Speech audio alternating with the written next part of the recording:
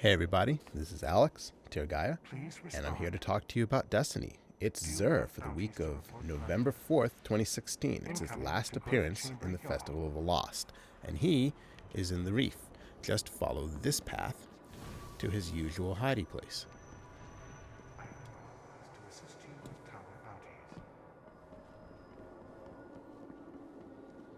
There's this guy. Let's see what he's got. Alright, so he has the Legacy Body Engram, which gives you year 1 stuff at year 1 power levels, so a maximum of 170 light. This is mostly for collectors. You can get every year 1 item for the chest armor as a year 2/year 3 item just by playing the game. I would pass this by unless you were really looking for something specific and are a collector or are having trouble getting a year 3 item that suits. Alright, for the Titan, we have the Taikonaut. This gives the ability, all rocket launchers gain tracking. And you have third eye for all heavy weapons. And you get heavy ammo drops more often. Sounds great, but the truth is I don't see a whole lot of extra heavy ammo drops with this. Kind of like the Ruin Wings, it doesn't seem like it works all the time. And we have Gallahorn back, so and truth is an option. So if you need tracking, get a rocket launcher with tracking.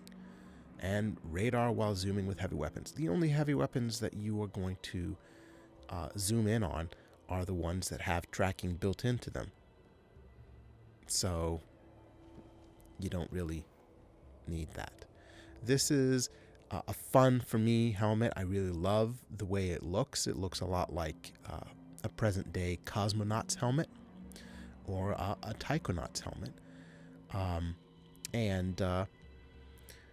That's the reason I want it, not because it's a useful in-game item. The ability stats are 105 out of 111 intellect strength, and that is tier 12 capable, just barely.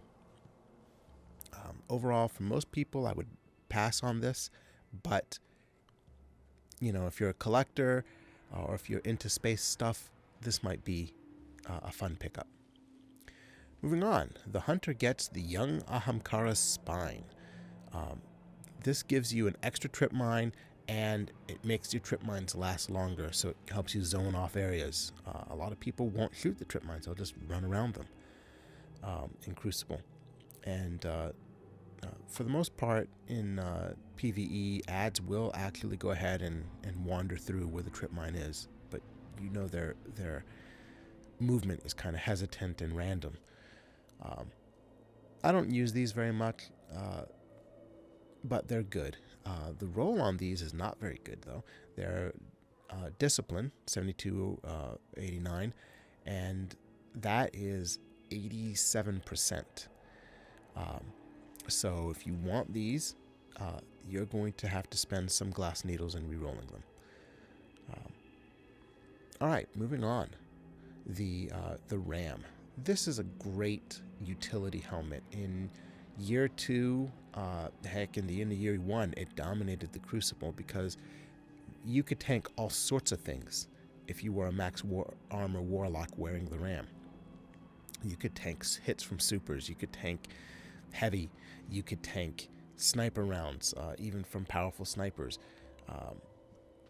So you could tank being red sniped by weapons with very high impact, like Black Spindle. In general, it's not worn as often anymore because lethality of weapons has come down and their ability to one-hit kill you. But this is still great for any content that you're running as a Warlock where you're having trouble staying alive, because it does give you extra armor, and all Voidwalker melee attacks trigger lifesteal on hit. So if you're having trouble surviving something that has weak enemies in it, you can melee them, get your health back, and then re-engage really quickly. It can make some content that you feel is difficult survivable. The roll this week is 103 out of 111, which is 92%. That means it's not tier 12 capable. but some glass needles, and it will put you into a good range. I do recommend picking up this helmet if you don't have one. The weapon of the week is the Red Death. This was a great weapon in Year 1, not so much in Year 2 and 3. There is a odd nerf buff mix to the pulse rifles that make this a little bit too long of a time to kill in the Crucible, which is where it was the most effective. And for many players, it doesn't really give enough life back in PvE unless you're facing some kind of encounter with a lot of weak enemies. If you're having trouble living through the ads portions of the Axis encounters, however, Red Death might be a good weapon for you. It's not going to increase your damage output, but it'll keep you from dying, which ruins a lot more runs, just having some random teammate die. So if you don't have a Red Death and you're having trouble staying alive in your favorite content, grab this, see what it does for you. The ornaments of the week are Shock Hazard for the Zhalo Supercell. Let's see here. Here's mine, and I believe I actually have Shock Hazard on it. So I really like this ornament. I don't usually use the ornaments, but I got this out of a Radiant Treasure, and I like it. And for the Telesto, we have Queen's Command. I don't have anyone for Telesto, but you can preview it on the weapon here. I think it's a pretty sexy skin, especially if you have a character that you like to theme in purple, which I like to do with my hunter.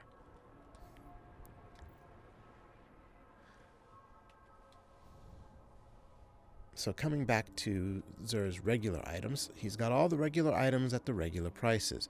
The Plasma Drive and Emerald Coil, which are for blue sparrows, are really for collectors. I have one of these on one of them just for the heck of it, but you know, I'm not a full completionist collector, so your mileage may vary. Heavy ammo. 3 heavy ammo for 1 strange coin, one of the best deals in the game. So I would definitely go ahead and pick these up. You can level your factions with these, and of course, you know, you probably, if you are having trouble cleaning through the bosses in the raid, you'll probably be popping a lot of heavy ammo synthesis. If you're having an uncomfortable run, it's easy to go through 10 or 15 of these. So grab some. It's cheap, and you use it. 3 of coins. 5 strange coins for 7... I'm sorry. 5 3 of coins for 7 strange coins. Always an awkward sentence. These give you an increased chance of getting an exotic from any ultra kill throughout the game, so any end of mission boss, or like the Taken that spawn at random on patrol. Worth picking up. So, you know, I always keep a small stock of these and just use them. Well, who's going to argue with a free exotic? Even if you have all the exotics, you might want to build up your stock of exotic shards, or you might want to build up a stock of engrams for the next update. Moving on, glass needles. You pay all that stuff, and you get a chance to re-roll exotic armor items in order to get the abilities and perks that you want. Which abilities and perks will change varies from item to item. The exotic perk obviously will never change. Some items always roll with a particular ability. So for example, I think the Ram always has strength on it. And some of them have certain fixed perks. So for example, I think this always gets replenished health when you pick up an orb. That varies from item to item. I can't remember them all. Mote of Light. 2 strange cones from 1 Mote of Light.